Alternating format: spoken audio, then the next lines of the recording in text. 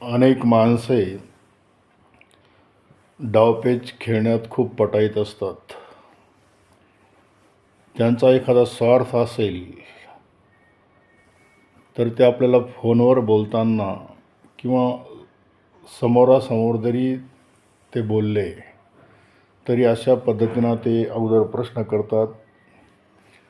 संपूर्ण सत्य माहिती आपल्याकडून काढून घेतात आणि नंतर मग त्यांचा ते स्वार्थ पुढे करतात.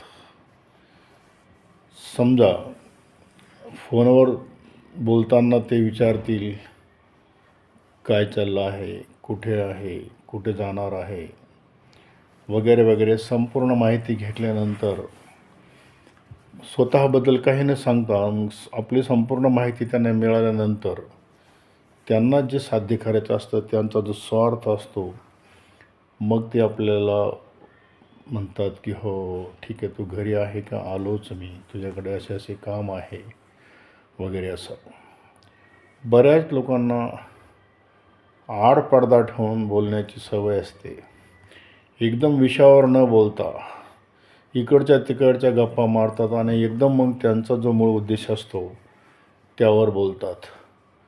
ती खूप गलिच्छ वाटतं की एखाद्या माणसाला असं कोंडीत पकडणं, त्याला भिडेत पाडणं, त्याला एखादी गोष्ट करण्यास भाग पाडणं, हा एक प्रकारे मानसिक छळ आहे.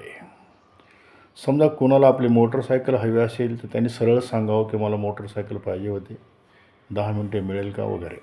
काय हरकत नाही, मिळेल नाही मिळेल, परंतु तेच कसं विचारलं जातं, काय करतोस, काय नाही, आराम चालला आहे, कुठे जाणार आहे का थोड्या घंटा 2 घंटे, नाही कुठे जाणार नाही, गाडी घरीच असेल वगैरे असं. आणि नंतर मला गाडी पाहिजे असं ते सांगतात. तसंच पैसे मागण्याच्या बाबतीमध्ये तसंच केलं जातं. किंवा आपल्याला कुठे सोबत घेऊन जायचं असेल वगैरे तरीही सरळ म्हणणार नाही. आपल्याला सुटका कोण घेण्याला ते संदेश देत नाहीत. अगोदरच सर्व वदवून घेतात की आपण थोडंफार खोटं बोलून किंवा टाळण्याच्या भाषेत बोलून आपण आपला बचाव करू शकतो, पण तशी संधी ते देत नाहीत.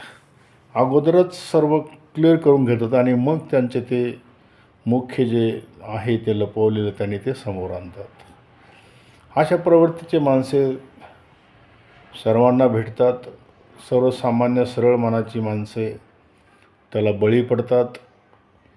किंवा अशी जी माणसे असतात, नेहमीचा परिचय असणाऱ्या लोकांना माहीत असतं तो, परंतु एकदम नवीन जो व्यक्ती असतो तो अशा लोकांकडून फसला जातो. आणि हे जे फसवणारे जे लोक असतात, अशा लोकांमुळे इतर जी चांगली माणसे आहेत त्यांच्यापासूनही लोक सावध राहतात, त्यांच्यावरही विश्वास ठेवत नाहीत. मात्र कुणी कुणी असा असतो की तो कधीही तो जो चौकशी करत आहे ती कशासाठी करतो आहे हे न कळू देता अगदी योग्य वेळी तो घाव घालतो. योग्य वेळी तो त्याचा स्वार्थ पुढे करतो. परंतु निश्चितपणे जो जास्त चौकशी करतो, आपला मूळ जो उद्देश आहे, ज्यासाठी त्याने तो फोन केलेला आहे किंवा ज्यासाठी तो प्रश्न करत आहे, एकदम सरळ सांगून न टाकता, मला तर अशी सवय आहे की माझं कोणाशी काही जरी काम असलं तर मी पहिलं वाक्य ते बोलतो, नंतर दुसऱ्या गोष्टी बोलतो. समजा मला कोणाकडून 2,000 रुपये हवे असले तर मी त्याला फोन करा सरळ म्हणतो की मला 2,000 रुपयाची गरज होती, तुझ्याकडे असतील तर दे. बस तो म्हणू शकतो की माझ्याकडे नाही आहे, मी अडचणीत आहे, तर आपण समजून घेऊ शकतो. परंतु त्याला काय चाललं, कशी परिस्थिती आहे, काय मजेत असतील, काही तुला बाबा काय कमी नाही आहे, तुझ्याकडे काय पैशाची कमतरता नाही, मग तो हो मला काही कमतरता नाही, माझा मुलगा इतका कमवतो, माझं एवढं बॅलेन्स आहे, असं आहे वगैरे वगैरे सगळं म्हणतो. आणि मग त्याला जर आपण म्हटलं मला की 2,000 रुपये पाहिजे, दे रे, तर त्याला 4 मैल इमारतून पडल्यासारखं होतं. त्याला हो म्हणता येत नाही, नाही म्हणता येत नाही, अशी अवस्था त्याची होऊन जाते. म्हणून ही घुमाफिरा कर बोलण्याची जी पद्धत आहे ती मला नकोशी वाटते. अगोदर आपलं जे काम आहे ते अगोदर बोला, नंतर इतर गोष्टी बोला. मग त्या व्यक्तीला वाटतं की हा मनुष्य खरा बोलतो आहे, याचं खरंच याला गरज असल्यामुळे त्याने त्याच विषयावर तो बोललेला आहे. नंतर अगदी शांतपणे विचारायचं, काय चाललं आहे मग, सुट्टी असेल, असंच असेल, तसंच असेल, बरं असं तसं, आणि मग शेवटी त्याचं ते तू सांगतो. अशा पद्धतीने समोरच्या माणसाकडून संपूर्ण सत्य माहिती घेऊन टाकायची. नंतर अचानक आपला स्वार्थ पुढं करायचा आणि त्या माणसाला कोंडीत पकडायचं.